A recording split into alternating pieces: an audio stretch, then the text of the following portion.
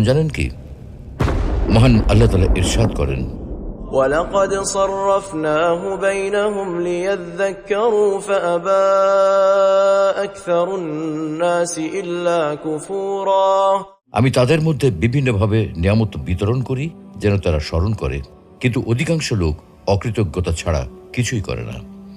আসসালামু আলাইকুম ওয়া রাহমাতুল্লাহ। প্রিয় দর্শক, আজকে আমরা খুবই জীবন ঘনিষ্ঠ একটা বিষয় নিয়ে আলোচনা করতে চাই। আমাদের জীবনে নানান দুঃখ কষ্ট, জীবন জীবিকার অনিশ্চয়তা এবং অর্থকষ্ট নিয়ে বিস্তারিত আলোচনা করতে চাই। কেন আমাদের জীবনে এইসব দুর্যোগ ও দুঃখজনক ঘটনা ঘটে, তার প্রকৃত কারণ অনুসন্ধান করতে চাই। প্রিয় দর্শক, ইসলাম বিদ্বেষীদের একটা কমন প্রশ্ন, আল্লাহ থাকতে এত প্রাকৃতিক দুর্যোগ কেন? এত ভূমিকম্প হয় কেন? বন্যা হয় কেন? দুর্ঘটনায় এত মানুষ মারা যায় কেন? স্রষ্টা যদি থেকেই থাকেন, তবে তিনি কেন মানুষকে এত দুঃখ, কষ্ট ও বিপদ দেন? স্রষ্টা যদি